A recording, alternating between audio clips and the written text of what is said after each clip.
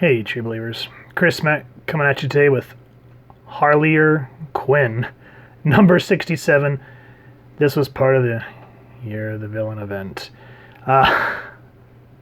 Yeah.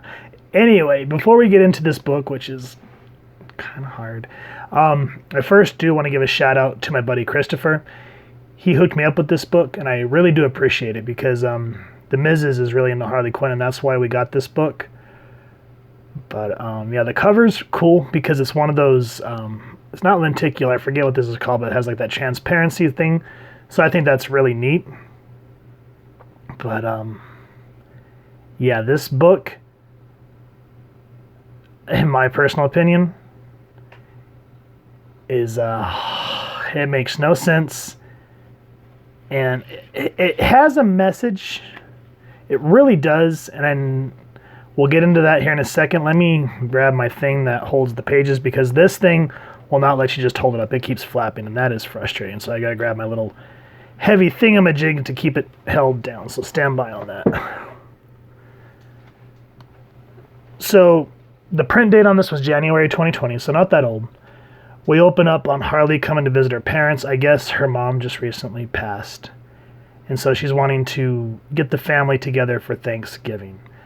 And here comes a running gag. Harley, why are you here? You okay? Is something wrong? This is her dad. Wow. What happened to Hey Peanut? Happy Thanksgiving. How nice to see you. Instead I get, what's wrong? Or that's wrong, or whatever. And then the meta. Harley Quinn, what is wrong with you? Now here's where the first kind of thing that really I wish DC would stop is Harley Quinn breaking the fourth wall. She never used to do this. I feel like after Flashpoint, DC wanted their own Deadpool. And sadly, they put their sights on Harley. Because she's very much out of character. She's not the femme fatale that all of us remember. And that's why I like Punchline, because minus the quirkiness that Harley did have that was appreciated, but the lethality and like the flip of a switch and she'd go nuts, that's why I think a lot of people are really starting to go towards Punchline and kind of leaving Harley in the dirt for that reason. Now, before any more of this can go on, because this is sort of the framing of the story, because the next thing we know, we do get a really nice art page of her and Booster Gold kind of at a sort of canted Dutch angle look of them flying through time. And glaringly right off the bat, dialogue, standing and talking. That's not a comic book. Everything that she's yapping about should have been panels with a little bit here and there. Now, who made this book? This is called Crisis Killer. This is Sam Humphries, which, what kills me is we just went over Dawnbreaker, which was December of 2017. And now we're doing January 2020. And remember how I said Dawnbreaker, how it was nicely paced? The dialogue was to the point, and you felt it. Now we're in this book, and oh man. Anyway, we're going to go back to this. Okay. Sam Humphries, the writer. Sam Basri and Dan Jurgens, Norm Rapman, Aaron Lopresti, Matt Ryan, Tom Dornick, and Trevor Scott are doing the art. Colors by Hi-Fi. Letter is David Sharp. Here's everyone else that's working on the book, and Harley was created by Paul Dini and Bruce Timm. Now, here's something even though there's a lot of reading, I'm not going to go through all that reading, just so you know. But basically, Harley wants to kill events. So right here, I could appreciate where we start to get meta, because she goes, you're hurling us back through time. That's Booster. Booster, I've got a bad case of adult onset event fatigue. Year of the Villain, more like Year of the Last Straw. And we kind of get some ideas of what's kind of happening with her. And then she says, which for the fifth time is extremely finicky. It's like an antique. Oh, this is Booster talking about what happens when you play with time. And then she goes, la la la, not listening. we got to go back to where it all began. We got to make sure that there ain't no more big crossover events by moisturizing the first crisis. So here I appreciate that they put Harley back in her original outfit, the way she's supposed to look. But I don't like that she's talking like Ben Grimm, the Thing. She would never say moisturizing. That's just... whatever, it doesn't matter. So what happens is they end up in Final Crisis, which was Jeff Johns. Final Crisis issue 2, which... she's like, where's the party at? And everyone's like, Quinn. And you see a casket. So this was the funeral for Martian Manhunter in Final Crisis, which if you've not read Final Crisis, it's a great story. I remember reading issue 2, and the way that Johns dies, it hits you in the feels pretty hard. But I'm sorry, this wasn't Jeff Johns. This was written by Grant Morrison. And this is one of those times where I love Grant Morrison's stories, but you have to read it in its entirety to appreciate it. So Harley kind of does some meta-ness and kind of breaks down everything that's going to happen about Batman, quote-unquote, dying, which, you know, that's when he got zapped back into the time. And all this other stuff, like, she's talking to Wonder Woman, and she's like, yeah, Darkseid's going to attack. And everyone's like, Darkseid? Oh, yeah, he's going to use spooky magic spell and the anime life contradiction or whatever. And Wonder Woman's like, the anti-life equation. So I like the meta-ness. I like that Sam Humphries is poking fun at events, because think about it. Back in the day, events meant something, like Crisis on Infinite Earths, Infinity Gauntlet, stuff like that. That was a story that needed to be told. Now it's like we're getting an event every 5 minutes. Like, for example, when they did War of the Realms with Marvel, and then what was that, like, directly afterwards, they did the House of X and Powers of 10, which was good, but it was just like wham, wham, in your face. And the War of the Realms did not lead anywhere. And then what I like is Harley says, and then you join, because your cells need help. Suddenly there's like 11 billion issues crossing over, and you got to read them all to get the whole story. So all of a sudden with that, we jump back to the framing device of the Thanksgiving dinner that Harley's trying to put together with the family. He's like, do I have to read Final Crisis to understand this comic? I'm like 20 years behind, which is true. I mean, if you keep doing a lot of stuff like that, you know, for newer readers, it's harder to jump on. I can't remember who it was, but they said that each issue should feel like a jumping on point to a degree, so it makes you want to go back and read more. And this definitely is not one of those. Now, Sam Humphries does have a good way of hitting emotion. She's sitting in the bathroom talking about how the bathroom has been cleaned, it's filthy. And then she goes, okay, yeah, sure. The house is a mess, she's talking to us. But maybe Dad's just lazy. Maybe he's coping and he's fine and everything's okay. Why is Booster Gold my comic anyway? And then here's the signs where the art team and the writer get it right. No dialogue. 2 toothbrushes. And Harley stops and she goes, oh, Dad. Still waiting for Mom to come back and brush her teeth. Now, before I get into what I want to talk about here, the reason I harp on so much dialogue and standing and talking is it bogs down the momentum of the story. As we're like when Dawnbreaker, you know, the dialogue matched what was happening. It was beat, beat, beat. But now there's all this talking and now there's like this drag. And that kind of loses the reader because it's just like, oh, I have to sit here and read. But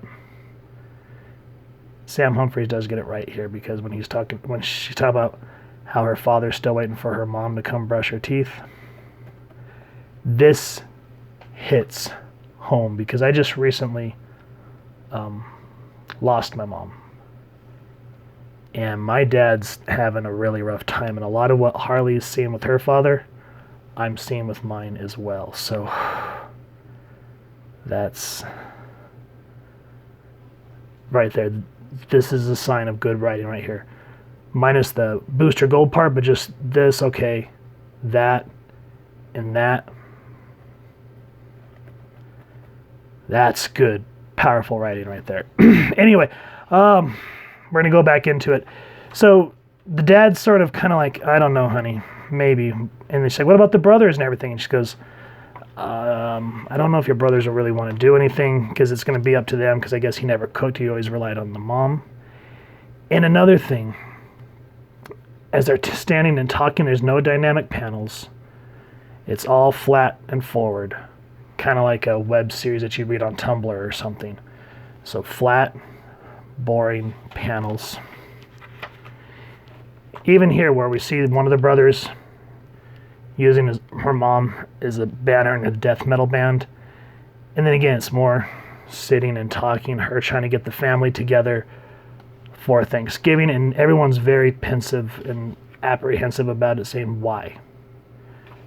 Let me get past the ad here.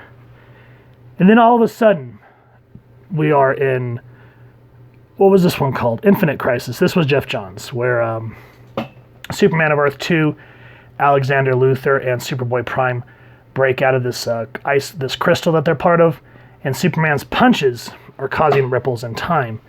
And that's explained why during this time period, the big three, Wonder Woman, Superman, and all them, seemed out of character and were at each other's throats. And then Wonder Woman literally snapping Maxwell Lord's neck. It was a very bleak time, and Infinite Crisis explains it and why this Superman, the older one from the Golden Age, was sort of the villain of the book. Now, Superboy Prime does eventually become a villain. But I hate how here he's just like, hey, keep punching. I think we're about to resurrect Batman's parents as vampires. Isn't that amazing? The LOL so random jokes do not work with these type of characters that are a little more serious, especially Superboy Prime. He was not like this, especially when he became full villain. No. So that's very out of character there.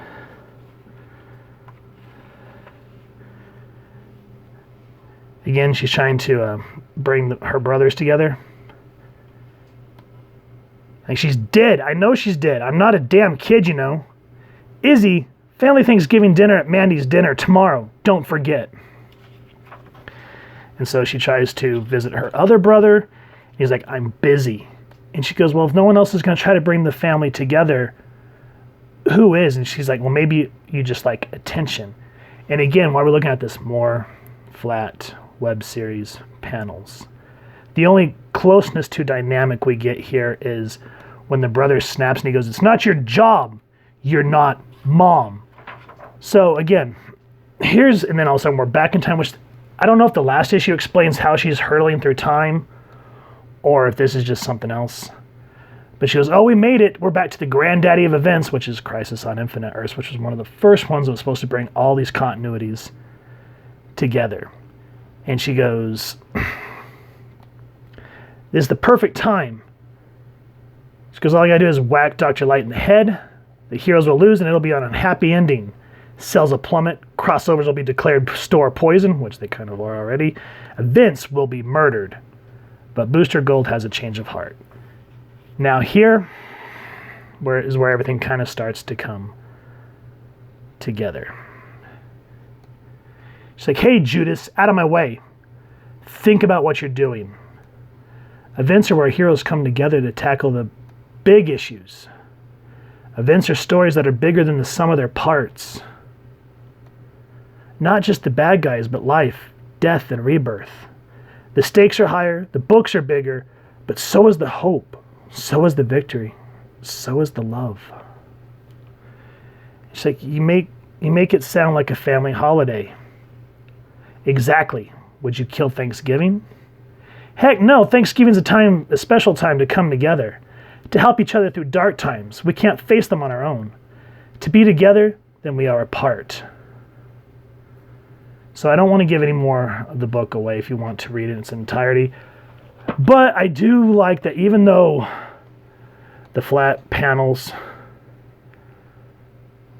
the tremendous amount of reading, I do like that Sam Humphries is kind of trying to make a point about what event books should be.